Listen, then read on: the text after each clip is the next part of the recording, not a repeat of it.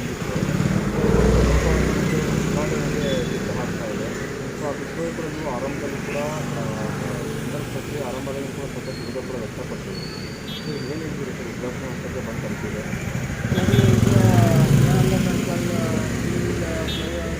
ಮೊದಲಿಂದನೂ ಯಾವಾಗಲೂ ಅದಕ್ಕೆ ಒಂದು ಯಾವುದೋ ಒಂದು ಇದು ಮಾಡಬೇಕಂದ್ರೂ ಬುದ್ಧಿ ಪೂಜೆ ಮಾಡೋಕ್ಕಿಂತ ಮುಂಚೆ ಎಲ್ಲ ಪರ್ಮಿಷನ್ಗಳು ಮಾಡಿಕೊಂಡು ಇದು ಮಾಡಬೇಕು. ಇವ್ರು ಹಂಗಲ್ಲ, ಬುದ್ಧಿ ಪೂಜೆ ಮಾಡಿಬಿಟ್ಟು ಆಮೇಲೆ ಪರ್ಮಿಷನ್ಗೆ ಅದು ಇದಕ್ಕೆಲ್ಲ ಇದು ಮಾಡ್ತಾ ಇರ್ತಾರೆ.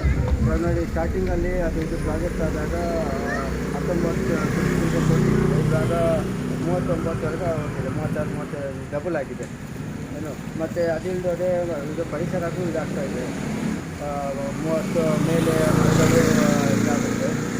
ಓಕೆ. ಮತ್ತು ಇನ್ನೊಂದು ಏನು ಹೇಳ್ಬೇಕಂದ್ರೆ ಇವಾಗ ನೋಡಿ ಟ್ರಾಫಿಕ್ಕು ಅಷ್ಟೇನಿಲ್ಲ ಶಿವಾನಂದ ಇದು ಹತ್ರ. ಇವ್ರುಗಳು ಅದು ಏನಕ್ಕೆ ಈ ಥರ ಒಂದು ಇದಾಗಿರೋ ಜಾಗಗಳೆಲ್ಲ ಫ್ಲೈಓವರ್ಗಳು ಮಾಡ್ಕೊಂಡು ಇದು ಮಾಡಬೇಕು, ಇದರಲ್ಲಿ ಹಣನೇ ವೇಸ್ಟು. ಇವಾಗ ನೋಡಿ 1 to ಡಬಲ್ ಇದಾಗಿದೆ, ಮತ್ತು ಟೈಮ್ ಡಿಲೇನೂ ಆಗಿದೆ. ಇದೆಲ್ಲ ಇದು ಪಬ್ಲಿಕ್ ವೇಸ್ಟ್ ಆಫ್ ಪಬ್ಲಿಕ್ ಮನಿ. ಈ ಥರ ಎಲ್ಲ ಇದು ಕಾಮಗಾರಿಗಳು ಮಾಡಬಾರ್ದು, ಮತ್ತು ಪರಿಸರನೂ ಇದು ಮಾಡಬಾರ್ದು. ಬೇರೆ ಕಡೆ ಇದು ಮರಗಳನ್ನ ಹಾಕ್ತೀನಿ ಅಂತ ಹೇಳ್ತಾರೆ, ಅದು ಎಲ್ಲಿ ಬದುಕಿದ್ವಿ ಮರ, ಆಗ ಈ ಥರ ಮರಗಳು ಬೆಳೆಸೋಕ್ಕಾಗುತ್ತಾ? ಈ ಥರ ಎಲ್ಲ ಇದು ಮಾಡಬಾರ್ದು. ಎಲ್ಲ ಟ್ರಾಫಿಕ್ ಓಕೆ ಇದೆ, ಬಟ್ ಇವಾಗ ಟ್ರಾಫಿಕ್ಗಳು ಇಲ್ಲಲ್ಲ, ಎಲ್ಲೋ ಖಾಲಿ ಇದೆ. ನಾನು ಹೋಗಿದ್ದೀನಿ, ಏನಿದೆ ಆ ಥರ ಟ್ರಾಫಿಕ್ ಇಲ್ಲ. ಯಾಕೆ ಸುಮ್ಮನೆ ಫ್ಲೈಓವರ್ಗಳು ಮಾಡ್ಕೊಂಡು ಹಣ ವೇಸ್ಟ್ ಮಾಡಬೇಕು? ಪಬ್ಲಿಕ್ ಟ್ರಾನ್ಸ್ಪೋರ್ಟ್ಗೆ ಹೆಲ್ಪ್ ಮಾಡಿ, ಪಬ್ಲಿಕ್ ಟ್ರಾನ್ಸ್ಪೋರ್ಟ್ ಹೆಲ್ಪ್ ಮಾಡಿದ್ರೆ ಏನು ಸಮಸ್ಯೆ ಆಗಲ್ಲ. ಇದು ಟ್ರಾಫಿಕಲ್ ಜಾಮ್ ಜಾಸ್ತಿ ಆಗ್ತಾ ಇತ್ತು ಅಂತೇಳಿ ಸಾರ್ವಜನಿಕರಿಗೋಸ್ಕರ ಮಾಡಿದ್ರು ಅಂತ ಅನ್ಬೇಕು. ಆದರೆ ಮೇಲ್ನೋಡಿ ಗೊತ್ತಾಗುತ್ತಲ್ಲ ಸರ್, ರಾಜಕಾರಣಿಗೋಸ್ಕರ ಅವ್ರು ಮಾಡ್ಕೊಳ್ಳೋದು ಅಂತ ಗೊತ್ತಾಗುತ್ತಲ್ಲ. ನೋಡಿ ನೋಡಿ ಇವಾಗ ಹೋಗಿ ನೋಡಿ ಶಿವಾನಂದ ಹತ್ರ, ಮತ್ತು ಎಲ್ಲಿ ಟ್ರಾಫಿಕ್ ಜಾಮ್ ಇದೆ? ಏನು ಗಾಡಿಗಳೇ ಇಲ್ಲ, ಏನಿದೆ ಅದು ಟ್ರಾಫಿಕ್ ಜಾಮ್ಗೆ ಅಂತೇಳಿ? ಇದು ನೋಡಿ ಗಾಡಿ ಸಂಖ್ಯೆ ಜಾಸ್ತಿ ಆಗ್ತಾಯಿದೆ. ಎಷ್ಟೇ ನೀವು ಫ್ಲೈಓವರ್ ಮಾಡಿದ್ರು ರೋಡ್ ವೈಡನ್ ಮಾಡೋದು ಇದಾಗಲ್ಲ. ಮೊದಲು ಗಾಡಿಗಳ ಸಂಖ್ಯೆ ಕಡಿಮೆ ಮಾಡಬೇಕು. ಇವರು ಅದು ಮಾಡಲ್ಲ. ಏನು ಒಂದು ಫ್ಲೈಓವರ್ ಮಾಡಿಬಿಟ್ರೆ ಆಟೋಮೆಟಿಕ್ಕಾಗಿ ಟ್ರಾಫಿಕ್ ಇದಾಗುತ್ತೆ, ನಮಗೆ ಎಲ್ಲ ಇದು ಏನು ಇದು ಆ್ಯಕ್ಚುಲಿ ಇದು ಇದಾಗಲ್ಲ. ಮೊದಲು ವಾಹನ ಸಂಖ್ಯೆಯನ್ನು ಕಡಿಮೆ ಮಾಡೋದು, ಒಳ್ಳೆ ಪಬ್ಲಿಕ್ ಟ್ರಾನ್ಸ್ಪೋರ್ಟ್ ಕೊಟ್ಟರೆ ಇದಾಗೋದು. ಇವು ತಿಂಗಳು ಎಷ್ಟೊಂದು ರೋಡ್ ವೈಡ್ನಿಂಗ್ ಮಾಡೋದು, ಎಲ್ಲಿ ಟ್ರಾಫಿಕ್ ಕಡಿಮೆ ಆಗಿದೆ? ಎಲ್ಲ ಟ್ರಾಫಿಕ್ ಅಂದರೆ, ಬಟ್ ಇವಾಗಂತೂ ಏನು ಟ್ರಾಫಿಕ್ಗಳಿಲ್ಲ. ಅದು ಬೇಕಾಗಿರಲಿಲ್ಲ ಪ್ರಾಜೆಕ್ಟು, ಸುಮ್ಮನೆ ಪಬ್ಲಿಕ್ ಮನಿ ವೇಸ್ಟು. ಈಗ ರಾಜಕಾರಣಿಗಳಿಗೆ ಟ್ರಾನ್ಸ್ಪೋರ್ಟಲ್ಲಿ ಆಗಿರ್ಬೋದು, ಮತ್ತು ಅಲ್ಲಿ ಸುಮಾರು ಎಲ್ಲದಕ್ಕೂ ಹತ್ತಿರ ಇದೆ. ಅದಕ್ಕೋಸ್ಕರ ಇವರು ಟ್ರಾಫಿಕ್ಕಿಂದ ಒಂದು ತಪ್ಪಿಸ್ಕೊಳ್ಳೋಕ್ಕೋಸ್ಕರ ಮತ್ತು ಈ ಫ್ಲೈಓವರ್ ಮೊರೆ ಹೋಗಿದ್ದಾರೆ ಅಂತ ಸ್ಪಷ್ಟವಾಗಿ ಗೊತ್ತಾಗುತ್ತೆ. ಹೌದು, ಅದು ಇದು ಯಾಕಂದರೆ ನಾವು ಕೆಲವೆಲ್ಲ ದೊಡ್ಡ ದೊಡ್ಡ ಪ್ರಾಜೆಕ್ಟೆಲ್ಲ ನೋಡಿ VVIP ತಿರುಗಾಡೋ ಸ್ಥಳಗಳಲ್ಲಿ ಮಾತ್ರ ಆಗುತ್ತೆ ಹೊತ್ತು ಸಾಮಾನ್ಯ ಜನರು ಇರೋ ಕಡೆ ಎಲ್ಲೂ ಇದಾಗಲ್ಲ. ಒಂದು ರೀತಿ ಅವ್ರಿಗೆ ಅನುಕೂಲ ಆಗೋ ರೀತಿ ಬಳಸ್ಕೊಳ್ತಾ ಇದ್ದಾರೆ. ಹೌದು, ಯಾಕೆ ನೋಡಿ ಯಾವ ಅದೇ ಹೇಳಿದ್ನಲ್ಲ, VVIPಗೆ ಯಾವಾಗ ನೋಡಿ ಇವಾಗ ನೋಡಿ ನಮ್ಮ MG ರೋಡು, ರಾಜ್ಭವನ್ ರೋಡು, ಏರ್ಪೋರ್ಟ್ಗೆ ಹೋಗೋ ರೋಡು ಶುದ್ಧ ಎಷ್ಟು ಕ್ಲೀನ್ ಎಲ್ಲ ಇರುತ್ತೆ. ಅದೇ ಈ ಕಡೆ ಸಿಟಿ ಮಾರ್ಕೆಟ್ ಬನ್ನಿ, full that is shows the thing. ಎಲ್ಲಿ VVIP ಇರ್ತಾರೋ ಅಲ್ಲಿ ಎಲ್ಲ ಒಳ್ಳೊಳ್ಳೆ ಇನ್ಫ್ರಾಸ್ಟ್ರಕ್ಚರ್ ಎಲ್ಲ ಇದು ಕೊಟ್ಕೊಂಡು ಇದು ಮಾಡ್ತಾರೆ, ಬೇರೆ ಕಡೆ ಏನಿರಲ್ಲ.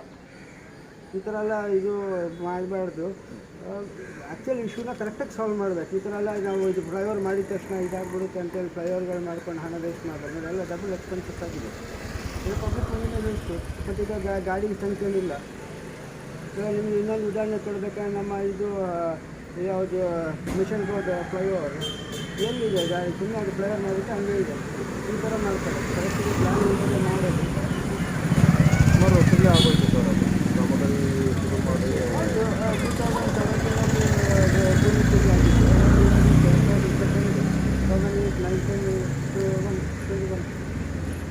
ಈ ಥರ ಡಿಲೇ ಅದೇ ಹೇಳಿದ್ನಲ್ಲ, ಮೊದಲೇ ಎಲ್ಲ ಪರ್ಮಿಷನ್ ಕೊಟ್ಟು ಆಮೇಲೆ ಬಿಜಿ ಪೂಜೆ ಮಾಡಿ ಆಮೇಲೆ ಕನ್ಸ್ಟ್ರಕ್ಟ್ ಪ್ರಾಜೆಕ್ಟ್ ಮುಗಿಯೋ ಟೈಮ್ಗೆ ಇವ್ರು ಪ್ರಾಜೆಕ್ಟ್ ಸ್ಟಾರ್ಟ್ ಮಾಡ್ತಾರೆ. ಅದೆಲ್ಲ ಪರ್ಮಿಷನ್ ಬೇಕಲ್ಲ, ಇದು ತುಂಬ ತಪ್ಪು. ಯಾಕೆ ಅನಿವಾರ್ಯ ಯೂಸ್ ಮಾಡಬೇಕು, ಬೇರೆ ಇದಕ್ಕೆ ಯೂಸ್ ಮಾಡ್ಬೋದಲ್ಲ.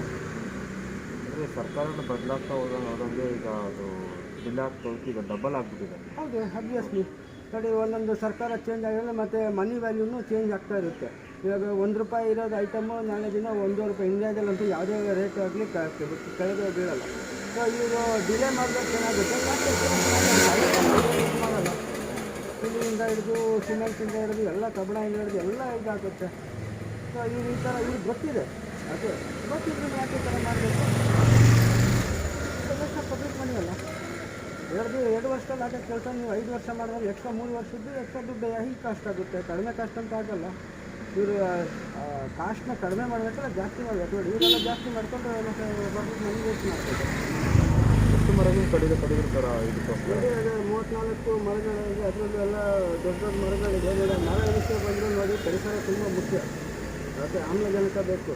ಬೇರೆ ಕೊರೋನಾಯಿಂದ ನಮಗೆ ಎಲ್ಲರಿಗೂ ಗೊತ್ತಿದೆ ಹೆಲ್ತ್ ಎಷ್ಟು ಇಂಪಾರ್ಟೆಂಟು, ಆಕ್ಸಿಜನ್ ಎಷ್ಟು ಇಂಪಾರ್ಟೆಂಟ್. ಇವರು ಮರಗಳನ್ನೆಲ್ಲ ಕಟ್ ಮಾಡಿಕೊಂಡು ಬೇರೆ ಕಡೆ ಎಲ್ಲರೂ ಬದುಕ್ತಾ ಇದೆ ಮರಗಳು. ಅಷ್ಟೇ ದೊಡ್ಡ ದೊಡ್ಡ ಮರಗಳು ಇದಾಗುತ್ತಾ? ಅದು ಮರನ ಇದ್ದು ಅದ್ರ ಜೊತೆಲೇ ಮಾಡಬೇಕು. ಯಾಕೆ ಸಿವಿಲ್ ಇಂಜಿನಿಯರಿಂಗ್ ಅಡ್ವಾನ್ಸ್ ಇಲ್ವಾ? ಸಿವಿಲ್ ಇಂಜಿನಿಯರಿಂಗ್ ಅಡ್ವಾನ್ಸ್ ಇದೆ ಸರ್.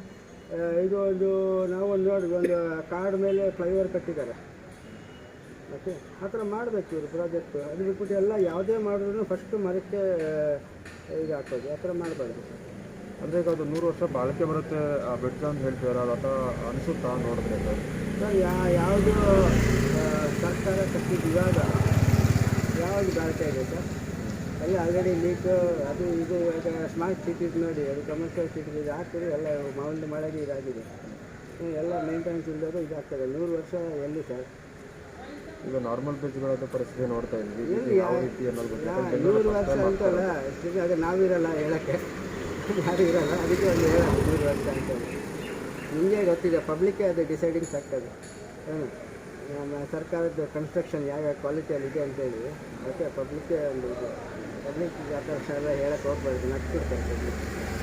ನಾನು ತರಾತುರದಲ್ಲೂ ಕೂಡ ಉದ್ಘಾಟನೆ ಮಾಡೋಕ್ಕೆ ಹೊರಟಿದ್ದಾರೆ ಇಲ್ಲಿ, ಸೊ ಇದನ್ನು ಮುಂದಿನ ತಿಂಗಳು ಅಂತ ಹೇಳ್ತಾ ಇದ್ದಾರೆ. ಅಲ್ಲ ಅದನ್ನು ನೋಡಬೇಕು. ಇವಾಗ ತಿರ್ಗಾ ಕೋವಿಡ್ ಅದು ಇದೆಲ್ಲ ಇದೆಲ್ಲ ಅದೆಲ್ಲ ಇದಾಗಲಿ. ಬಟ್ ಅದೇ ಏನಂದರೆ ಸುಮ್ಮನೆ ಅನ್ನೆಸರಿ ಡಬಲ್ ಎಕ್ಸ್ಪೆನ್ಸಸ್ ಮತ್ತು ಎನ್ವಿರಾನ್ಮೆಂಟ್ಗೆ ಇದು. ಮತ್ತು ಇವಾಗ ಗಾಡಿಗಳು ಏನಿಲ್ಲ ಆ ಥರ, ಸುಮ್ಮನೆ ಫ್ಲೈಓವರ್ಗಳು ಕಟ್ಕೊಂಡು ಏನಿದೆ, ಏನು ಟ್ರಾಫಿಕ್ ಸಾಲ್ವ್ ಆಗ್ತಾಯಿದೆ. ಅನ್ನಿಸ್ತು ಸರ್. ನಾನು ಅರುಣ್ ಅಂತೇಳಿ ಪರಿಸರ ಮತ್ತು ಸಾಮಾಜಿಕ